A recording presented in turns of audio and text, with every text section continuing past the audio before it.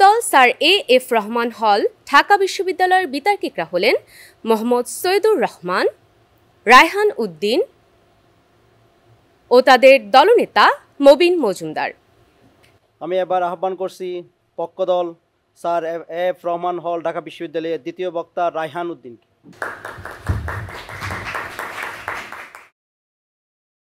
মাননীয় সভাপতি, আপনাকে অসংখ্য ধন্যবাদ। তাদের প্রথম যুক্তি ছিল যে সাম্য, মানবিক মর্যাদা, সামাজিক সুবিচার, এটি আমাদের তফসিলে আছে। প্রশ্ন হচ্ছে আমাদের 7টি তফসিল রয়েছে, 7টি তফসিলের কত নাম্বার তফসিলে এই জিনিসটি আছে তারা ব্যাখ্যা করে দেবেন। প্রথমত, এরপরে তারা বলার চেষ্টা করেছেন, দেখেন জুলাই এবং মুক্তিযুদ্ধ এটি একটি আরেকটির প্রতিবিম্ব। মাননীয় স্পিকার, ঠিক আছে, প্রশ্ন হচ্ছে মুক্তিযুদ্ধ আমাদের স্বাধীনতার রক্ষা কবচ ছিল, তাহলে কেন এই 50 বছর পরে এসে আরেকটি জুলাইয়ের প্রয়োজন হয়েছিল? অর্থাৎ আপনি 50 বছরের মধ্যে আপনি সাংবিধানিকভাবে এমনভাবে একটি ফেসিবাদ কায়েম করেছিলাম যার ফলশ্রুতিতে স্বাধীনতার 50 বছর পরে এসেও আপনার ছেলেদেরকে রাস্তায় নেমে রক্ত দিতে হয়। অর্থাৎ তিনি যে বোঝানোর চেষ্টা করেছেন আজকে জুলাইটি হচ্ছে মুক্তিযুদ্ধের প্রতিবিম্ব, আমরা বিশ্বাস করি মুক্তিযুদ্ধের পরবর্তী সময়ে আপনি মুক্তিযুদ্ধের আদর্শগুলোকে যদি আপনি সংবিধানে স্থান না দেওয়ার কারণে আপনার যে ফেসিবাদী কাঠামো তৈরি হয়েছে সেই ফেসিবাদী কাঠামো দ্বিতীয় স্বাধীনতা তৈরি করতে বাধ্য করেছে। তৃতীয়ত বিষয়টি দেখুন, তারা বলার চেষ্টা করেছেন আমরা আজকে সংশোধন করব।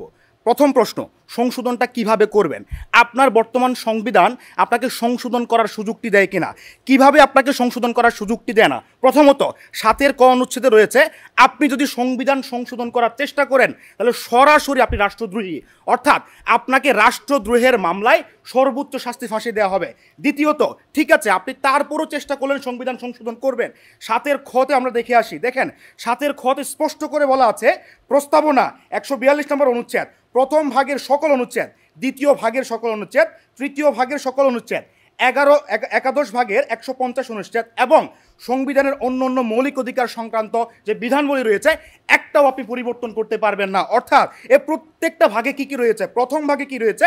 প্রজাতন্ত্রের যে কাঠামো, সেখানেই আপনার রয়েছে বাঙালি জাতীয়তাবাদ বনাম বাংলাদেশি জাতীয়তাবাদের বিতর্ক, যেটি আপনি বর্তমান সংবিধানের কাঠামোতে কখনো সমাধান করতে পারবেন না। দ্বিতীয়ত আসুন রাষ্ট্র পরিচালনার যে মূলনীতি, আপনি প্রথমত বলছেন আপনার সম্পদ গ্রহণের অধিকার রয়েছে, আবার বলছেন সমাজতন্ত্র রয়েছে, 12তম জায়গায় বলছেন ধর্ম নিরপেক্ষতাবাদ রয়েছে, আবার আপনি বলছেন আপনার রাষ্ট্রধর্ম হচ্ছে ইসলাম। অর্থাৎ এই যে সাংঘর্ষিক অবস্থাটা রয়েছেন, এই অবস্থাটা আপনি সংশোধনই করতে পারেন না যদি আপনি বর্তমান সংবিধানকে মেনে নেন। তৃতীয় ভাগে যেটা রয়েছে সেটা হচ্ছে মৌলিক অধিকারগুলো নিয়ে। মাননীয় সভাপতি, খুব স্পষ্ট করে লক্ষ্য করুন জাতিসংঘের যে universal declaration of human right রয়েছে সেখানে স্পষ্ট করে বলা আছে শিক্ষা একটি অধিকার, আপনার আজকে চিকিৎসা সেবা পাওয়া একটি অধিকার। বাংলাদেশের সংবিধানে এখনো পর্যন্ত শিক্ষা পাওয়া আপনার অধিকার না, খাদ্য পাওয়া আপনার অধিকার না, চিকিৎসা আপনার অধিকার না। অর্থাৎ আপনি যদি এই সংবিধানটাকে সংশোধন করতে চান 7 খ আপনাকে বাধা দেয়। যদি আপনি সংবিধান সংশোধন করতে না পারেন তাহলে universal declaration of human rights আপনাকে যেটা সুযোগ করে দেয় সেটি আপনি বাংলাদেশে প্রয়োগ করতে পারছেন না। 142 অনুচ্ছেদে কি আছে দেখেন, সংবিধানের কোনো বিধান সংযোজন, পরিবর্তন, প্রতিস্থাপন কিংবা রহিতকরণের জন্য সংবিধান সংশোধন করার ক্ষমতা কেবলমাত্র সংসদের রয়েছে। অর্থাৎ বর্তমান সময়ে আপনার সংসদ কার্যকর নেই, তাহলে আপনি যে সংশোধনটা করবেন এই সংবিধান যদি আপনি মেনে নেন তাহলে এই সংবিধান আপনাকে অ্যালাউ করে না। অর্থাৎ সংবিধানও নাই, এই সংসদও নাই, এই সংবিধান আপনাকে অ্যালাউ করে না। কিভাবে সংবিধান সংশোধনটি করবেন আমরা প্রশ্ন রেখে গেলাম মাননীয় সভাপতি। এরপরে দেখেন বারবার সংশোধন করলে জিনিসটি যেটা হয়, আমাদের সংবিধান অলরেডি 17 বার সংশোধন হয়েছে। এই 17 বারের মধ্যে 153টি অনুচ্ছেদের মধ্যে 47টি অনুচ্ছেদের মধ্যে সংযোজন বিয়োজন হয়েছে। এর ফলে যেটা হয়েছে, আরও যদি আপনি সংশোধন করতে যান এর যে মৌলিকত্ব রয়েছে এই মৌলিকত্বটা হারিয়ে যায়। এর ফলে যেটা হয়, আপনি যে অষ্টাদশ সংশোধনীটা করবেন সে অষ্টাদশ সংশোধনীটার আর ভ্যালু থাকে না। আপনি যেমন পঞ্চদশ সংশোধনী হাইকোর্টের রায়ের মাধ্যমে বাদ দিয়ে দিয়েছেন, অর্থাৎ আপনি যখন বারবার সংশোধনের কথা বলেন তখন আপনার সংশোধনের ভ্যালুটা থাকে না।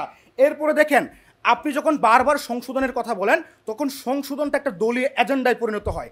কিভাবে পরিণত হয় মাননীয় সভাপতি লক্ষ্য করুন, আওয়ামী লীগ ক্ষমতায় আসার পরে সর্বপ্রথম যে কাজটি করেছে সেটা হচ্ছে তত্ত্বাবধায়ক সরকার ব্যবস্থা বাতিল করেছে।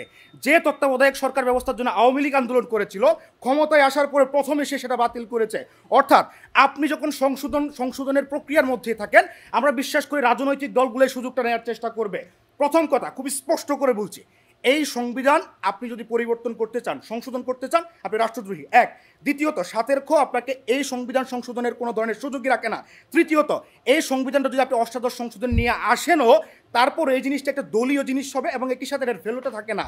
অপরদিকে আমরা আপনাকে যেটা বলার চেষ্টা করেছি, যেহেতু এটা সংবিধানের প্রথম যখন লিখিত হয়েছে তখন তার মধ্যে সমস্যা ছিল, জনাকাঙ্ক্ষার প্রতিফলন হয় নাই। যখন জুলাই বিপ্লব পরবর্তী সময়ে রাষ্ট্র পুনর্গঠনের কথা চলছে, আজকে তরুণ সমাজ একটা নয়া রাজনৈতিক বন্দোবস্তের কথা বলছে, আমরা বিশ্বাস করি আপনি যদি এই সাংবিধানিক কাঠামো রেখে দেন, তখন আওয়ামী লীগ আগামী 20 বছর পরে ক্ষমতা এসে বলবে ঠিক আছে যারা আন্দোলন করেছিল সবাই রাষ্ট্রদ্রোহী, সবাইকে ফাঁসি দিতে হবে। লক্ষ্য করুন, আপনার এই যখন কনস্টিটিউশনাল ভ্যাকুয়ামগুলো আপনি রেখে দেন, তখন আমরা বিশ্বাস করি আপনার এই যে বিপ্লবটা ব্যর্থতায় পর্যবসিত হয়। অর্থাৎ আপনার এখন যেটা দরকার সেটা হচ্ছে থিওরিটিক্যাল ভায়োলেন্স, সেই থিওরিটিক্যাল ভায়োলেন্স হচ্ছে সংবিধান নতুন করে লেখা। ধন্যবাদ দ্বিতীয় বক্তা।